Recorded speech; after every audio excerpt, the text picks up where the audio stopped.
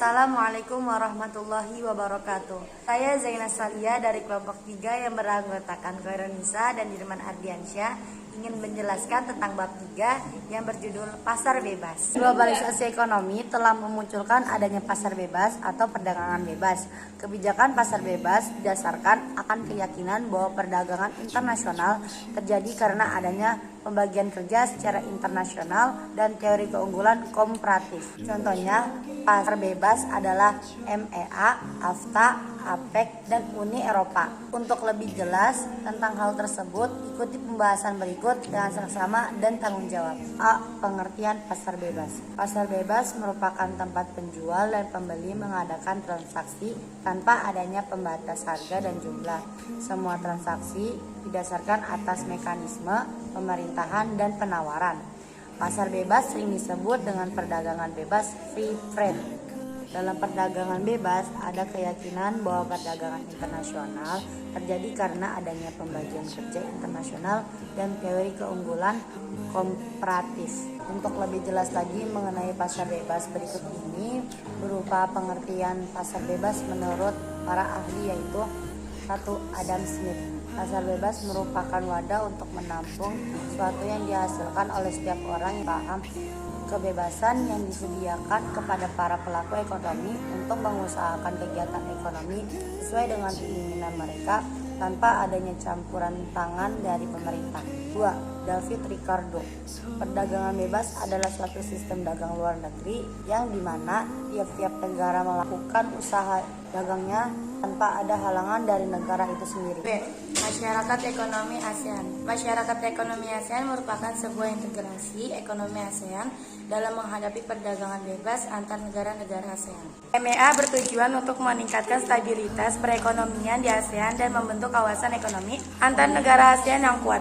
Berikut ini beberapa karakteristik dari MEA. 1. Berbasis pasar tunggal dan produksi. 2. Ekonomi yang sangat kompetitif. 3. Pembangunan ekonomi yang adil. 4. Terintegrasi dalam ekonomi global. Adapun manfaat MEA sebagai berikut. 1. Mendorong arus investasi ke dalam negeri yang akan menciptakan multiplier efek dalam berbagai sektor khususnya dalam bidang pembangunan ekonomi. C. ASEAN Free Trade Area atau AFTA.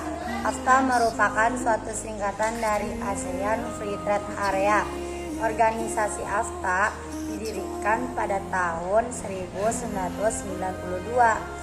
di negara Singapura saat sedang berlangsungnya konferensi tingkat tinggi KTT ASEAN yang keempat. AFTA ini merupakan suatu kesepakatan yang dibuat oleh negara-negara di ASEAN untuk dapat menciptakan suatu zona perdagangan bebas.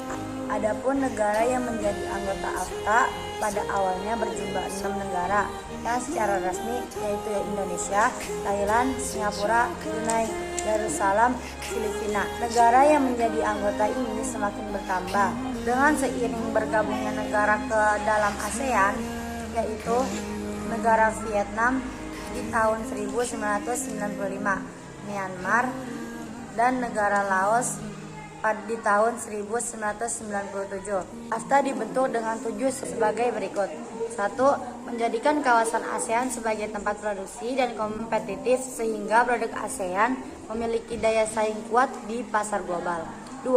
Menarik lebih banyak foreign direct investments atau PID. Adapun manfaat dan tantangan AFTA bagi Indonesia antara lain: 1. Peluang pasar yang semakin besar dan luas bagi produk Indonesia. 2. Biaya produk yang semakin rendah dari pasti bagi pengusahaan atau produsen Indonesia yang sebelum membutuhkan barang modal dan bahan baku penolong dari negara anggota ASEAN lainnya dan termasuk biaya pemasaran. D. Asia Pacific Economic Cooperation atau APEC.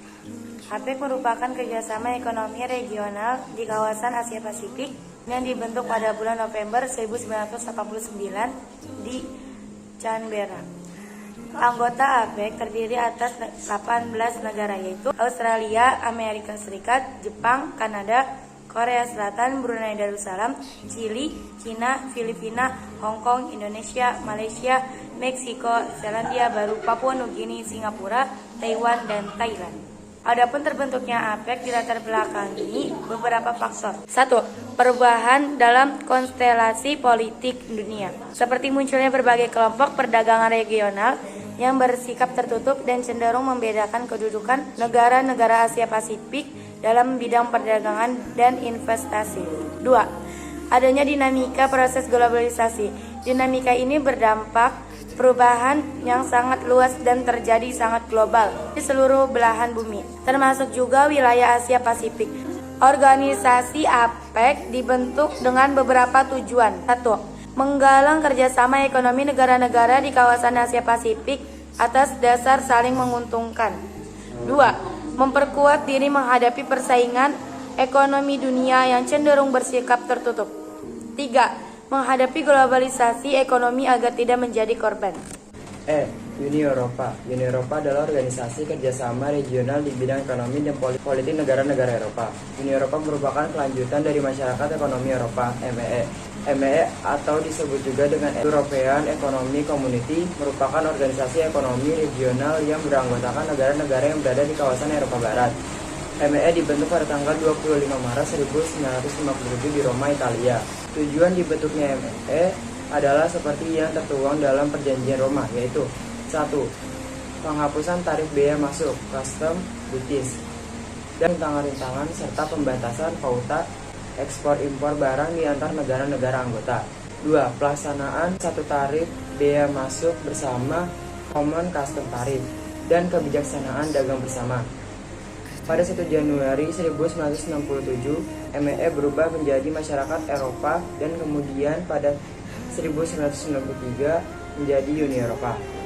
Sejak 1 Januari 2002, Uni Eropa menggunakan mata uang tunggal euro. Manfaat penggunaan euro. 1. Mengurangi biaya transaksi antar negara anggota. 2. Menghindari ketidakpastian pada fluktuasi nilai tukar. 3. Meningkatkan lalu lintas, perdagangan, dan investasi sesama negara anggota. Sekian dari kami. Wassalamualaikum warahmatullahi wabarakatuh.